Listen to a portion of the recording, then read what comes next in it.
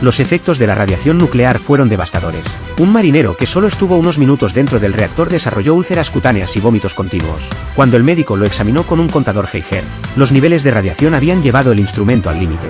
Esto significaba que sufriría dolor extremo durante 3 días antes de fallecer. Los marineros restantes a cargo del reactor se aterrorizaron. Algunos incluso no se atrevían a continuar trabajando. Después de 3 reparaciones de emergencia, con la temperatura del reactor alcanzando 925 grados, finalmente completaron la soldadura de las tuberías. Sellaron las puertas del compartimento, metieron ropa empapada en cada grieta, giraron desesperadamente las válvulas hasta que el refrigerante volvió a fluir. La temperatura finalmente comenzó a bajar antes de alcanzar los 1000 grados. Pero sus problemas no habían terminado. Sin el reactor nuclear, el submarino tenía potencia severamente limitada. Regresar a la base tomaría al menos una semana. La radiación se había extendido a todos los compartimentos, contaminando todos los suministros de alimentos. Solo podían sobrevivir con raciones enlatadas limitadas, y evacuaron a todos a la cubierta superior, lo más lejos posible de la fuente de radiación.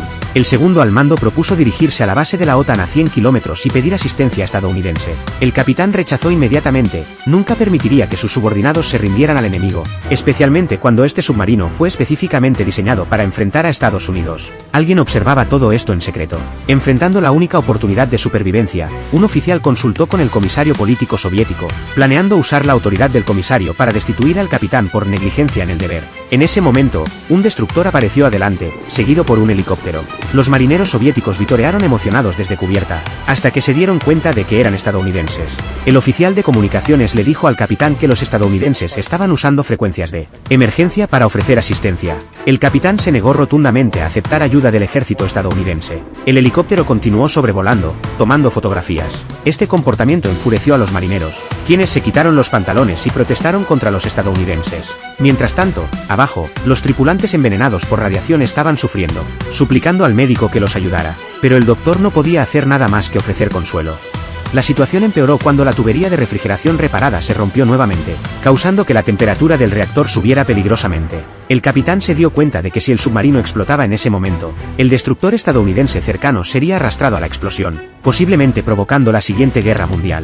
Ordenó a todos regresar a sus compartimentos, preparándose para hundirse junto con el submarino y toda la tripulación. Un marinero, al escuchar esta sentencia de muerte, saltó al mar nadando hacia el destructor estadounidense. Dentro del submarino, la tripulación se amotinó y despojó al capitán de su mando.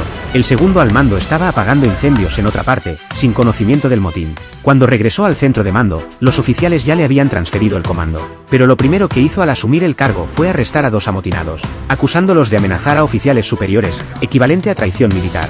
Después de recuperar el mando, el capitán finalmente decidió que todos entendieran su situación.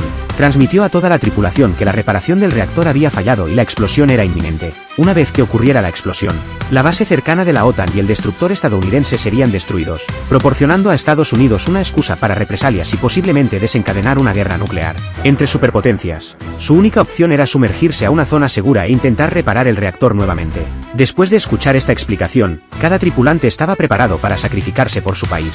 El capitán envió a un teniente a soldar las tuberías, pero después de 10 minutos no salió. Preocupado por su seguridad, el capitán se precipitó a sacarlo, encontrando que el teniente había quedado ciego. Afortunadamente, había soldado exitosamente las tuberías y la temperatura del reactor comenzó a bajar nuevamente. Una vez más habían superado la crisis, pero la radiación filtrada dentro del submarino aún podía ser letal. Sin otras opciones, el capitán tomó la dolorosa decisión, enviar una señal de socorro a Estados Unidos. El destructor estadounidense llegó rápidamente, pero Moscú envió un telegrama rechazando la solicitud del capitán para evacuar personal. Quiero que mi tripulación abandone este barco. Voy a desobedecer las órdenes de Moscú, declaró el capitán. Cuando llegó el submarino nuclear estadounidense, comenzó la evacuación. Aquellos marineros que entraron al compartimento del reactor, debido a la exposición a radiación, algunos murieron inmediatamente mientras otros fallecieron durante el viaje de regreso. La filtración de radiación extendida dentro del submarino afectó a cada tripulante en diferentes grados. En los años siguientes a este incidente, al menos 20 tripulantes murieron por enfermedades relacionadas con la radiación. Este desastre fue causado por una junta de soldadura defectuosa en el circuito principal del CAT-19, que no pasó la inspección de calidad. El CAT-19 no fue reparado y devuelto a la flota del norte hasta 1965.